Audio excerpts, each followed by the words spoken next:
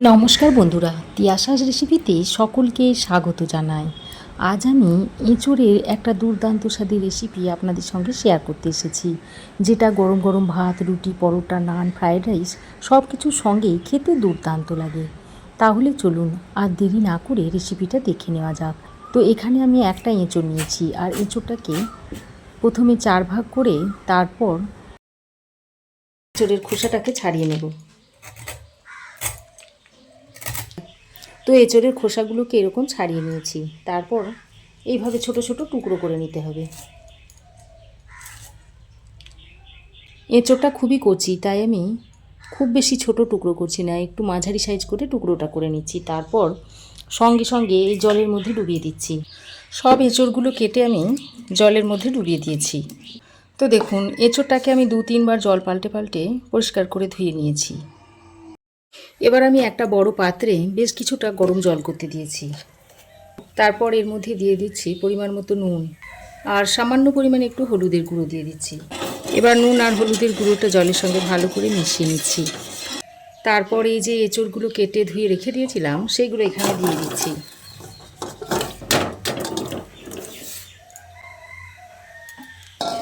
এঁচোড়গুলো দিয়ে জলের সঙ্গে ভালো করে মিশিয়ে নিচ্ছি। তারপর এটাকে 3-4 মিনিট মতো ফুটিয়ে নেব। এতে করে এঁচোড়টা 80% মতো সেদ্ধ হয়ে যাবে।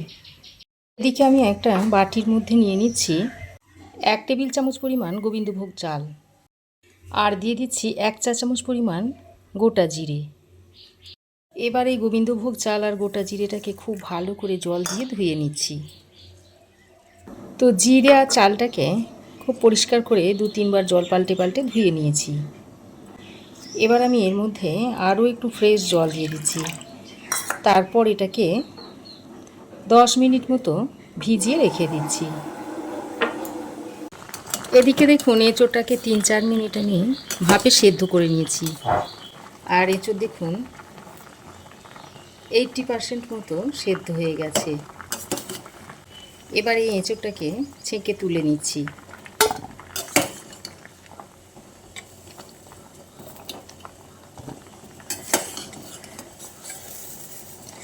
আর এই যে জলটা রয়েছে, জলটাকে আমি ফেলবো না, এটাকে রান্নাতে আমি পরে ব্যবহার করব। একটা ভাজা মশলা তৈরি করে নেব। তার জন্য কড়াই গরম করে দিয়ে দিচ্ছি 2টো শুকনো লঙ্কা, আর এই শুকনো লঙ্কাগুলোকে এইভাবে একটু ছিঁড়ে দিয়ে দিচ্ছি, তাহলে তাড়াতাড়ি ভাজা হয়ে যাবে। দিয়ে দিচ্ছি 2 টুকরো এলাচ, এলাচটা ফাটিয়ে দিয়ে দিয়েছি, আর দিয়ে দিচ্ছি 1 টুকরো দারচিনি। প্রথমেই আমি এলাচ, দারচিনি আর শুকনো লঙ্কাটাকে হালকা একটু ভেজে নিচ্ছি, কারণ এগুলো ভাজতে একটু সময় লাগে।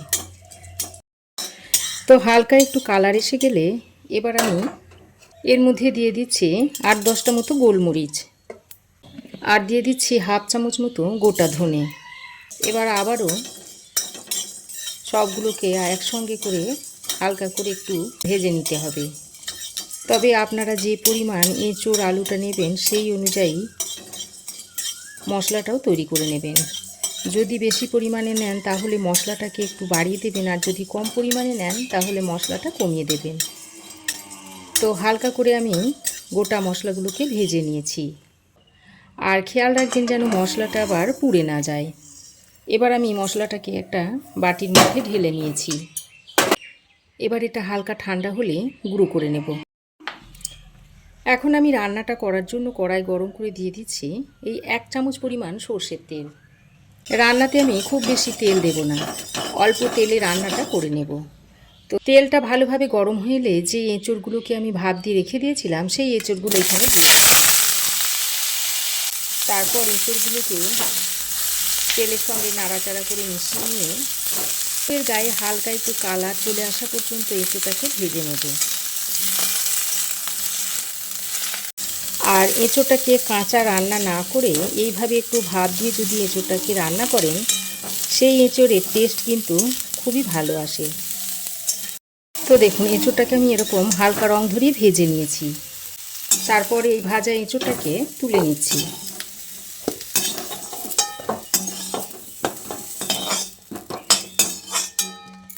তুলে একটা বাটির মধ্যে রেখে দিয়েছি। আবারও আমি এই কড়াইয়ে 1 চামচ মতো সর্ষের তেল দিয়ে দিচ্ছি। তেলটাকে ভালো করে গরম করে নিয়ে ওর মধ্যে দিয়ে দিচ্ছি একটা তেজপাতা, 2টো শুকনো লঙ্কা আর 1/2 চামচ মতো গোটা জিরে দিয়ে দিলাম। এবার ফোড়নটাকে কয়েক সেকেন্ড ভেজে নিচ্ছি। ফোড়ন কয়েক সেকেন্ড ভেজে নিয়ে এবার আমি এর মধ্যে কয়েকটা আলু দিয়ে দিচ্ছি। এইরকম ডুমো ডুমো করে আলুগুলোকে কেটে নিয়েছি, সেই আলুগুলো আমি এর মধ্যে দিয়ে দিচ্ছি।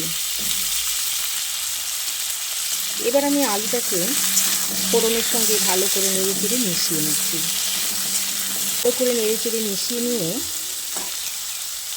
এবার আমি এটাকে ঢাকা দিয়ে বেশ খানিকক্ষণ ভেজে নেব। তো ঢাকা দিয়ে আমি 3-4 মিনিট মতো আলুটাকে ভেজে নিয়েছি। আর আলুর গায়ে দেখুন হালকা একটা কালার এসে গেছে। এবার আমি এই পর্যায়ে একটা টমেটোকে কুচিয়ে দিয়ে দিচ্ছি আর দিয়ে দিচ্ছি 1/2 ইঞ্চ মতো আদার টুকরো আর একটা কাঁচা লঙ্কাকে একসঙ্গে বেটে। এবার পরিমাণ মতো নুনটা দিয়ে দিচ্ছি। আর এই পর্যায়ে যদি নুনটা দেওয়া হয় তাহলে টমেটোটা খুব তাড়াতাড়ি সেদ্ধ হয়ে যাবে। আর দিয়ে দিচ্ছি 1/2 চামচ মতো হলুদের গুঁড়ো। কালারের জন্য দিয়ে দিচ্ছি 1/2 চামচ কাশ্মীরি লঙ্কার গুঁড়ো। আর যে বাটিতে আদাটা বেটে রেখেছিলাম তাতে একটু অল্প জল দিয়ে এখানে দিয়ে দিচ্ছি। এবার সব কিছুকে একসঙ্গে ভালো করে মিশিয়ে নিচ্ছি। তো ভালো করে মিশিয়ে নিয়ে আবারও ঢাকা দিয়ে 3-4 মিনিট মতো কষিয়ে নেব। তো ঢাকা দিয়ে আমি আরও 3-4 মিনিট মতো কষিয়ে নিয়েছি। আর দেখুন টমেটো খুব সুন্দরভাবে গলে গেছে। এবার আমি আরও একবার ভালো করে নেড়ে চেড়ে মিশিয়ে নিয়ে ওই যে এঁচোড়টাকে ভেজে রেখেছিলাম সেটা এর মধ্যে দিয়ে দিচ্ছি।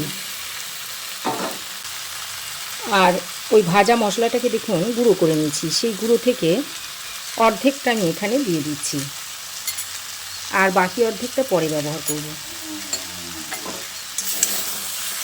তারপর এঁচোড় আর আলুটাকে আবারও একসঙ্গে ভালো করে মিশিয়ে নিচ্ছি। এঁচোড় সেদ্ধ যে জলটা ছিল সেই জলটা অল্প করে করে দিয়ে এইভাবে এঁচোড় আর আলুটাকে কষিয়ে নেব। আর এইভাবে এঁচোড়টাকে যদি ভালো করে কষিয়ে রান্না করা হয় তাহলে এঁচোড়ের স্বাদটা আরও বাড়বে। তো দেখুন এঁচোড় ও আলু আমি খুব ভালো করে কষিয়ে নিয়েছি। এবার আমি বাকি যে এঁচোড় সেদ্ধ জলটা ছিল সেটা এর মধ্যে দিয়ে দিচ্ছি আর ওরই সঙ্গে আরও একটু গরম জল দিয়ে দিচ্ছি। তারপর জলটা দিয়ে খুব ভালো করে মিশিয়ে নিচ্ছি। এবার আমি একটা ঢাকনা লাগিয়ে এই এঁচোড় ও আলুটাকে 6-7 মিনিট মতো রান্না করে নেব।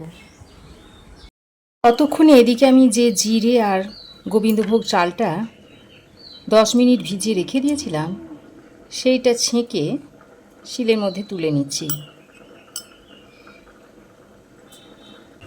তারপর ওই জলটা দিয়ে আমি চাল ও জিরেটাকে মিহি করে বেটে নেব। চাইলে আপনারা এটা মিক্সিতেও বেটে নিতে পারেন, তবে এটা যেহেতু পরিমাণে কম তাই আমি শিলে দিয়ে বেটে নিচ্ছি। আর শিলে বাটা মশলার স্বাদ কিন্তু অন্যরকম হয়। তো দেখুন মশলা আমি এরকম মিহি করে বেটে নিয়েছি। এবার এই বেটে নেওয়া মশলাটাকে একটা বাটিতে তুলে নিচ্ছি। তো দেখুন মশলাটাকে আমি একটা বাটির মধ্যে তুলে নিয়েছি। তো ঢাকা দিয়ে আমি 6-7 মিনিট মতো রান্না করে নিয়েছি। আর দেখুন আলু এঁচোড় সব ভালোভাবে সেদ্ধ হয়ে গেছে।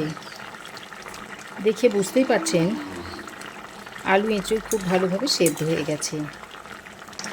এবার আমি এর মধ্যে অল্প পরিমাণে একটু চিনি দিয়ে দিচ্ছি যাতে স্বাদের ব্যালেন্সটা ঠিক মতো আসে।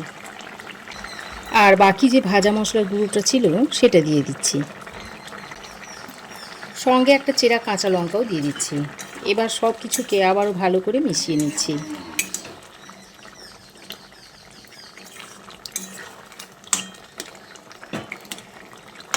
আর এর মধ্যে থেকে দু একটা আলুকে আমি এইভাবে ভেঙে দিচ্ছি,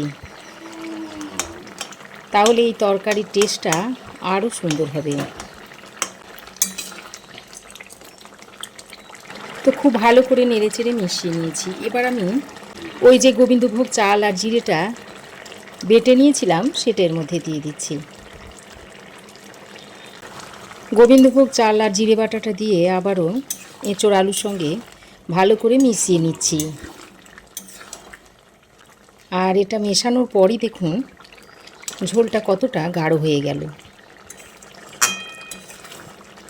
তো খুব ভালো করে নেড়েচেড়ে মিশিয়ে নিয়ে আরও 2 মিনিট মতো এইভাবে ফুটিয়ে নেব। তো 2 মিনিট মতো ফুটিয়ে নিয়েছি। সব শেষে আমি 1 চামচ মতো ঘি এর মধ্যে দিয়ে দিচ্ছি। আর এই ঘি দেওয়ার ফলে এঁচোড় আলুর তরকারিটা খেতে দুর্দান্ত হবে।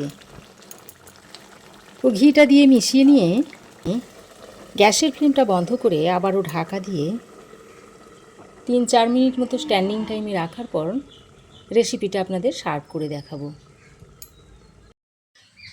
এবার আপনারা এই এঁচোড় আলুর তরকারিটা গরম গরম ভাতের সঙ্গে সার্ভ করতে পারবেন।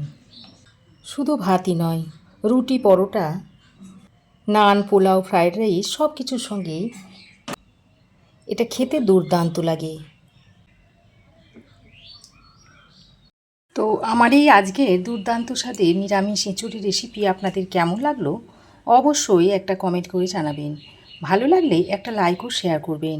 পাশে থাকা বেল আইকনটাও অবশ্যই প্রেস করে দেবেন।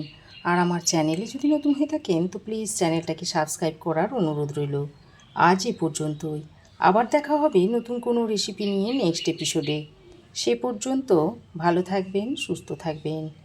ধন্যবাদ।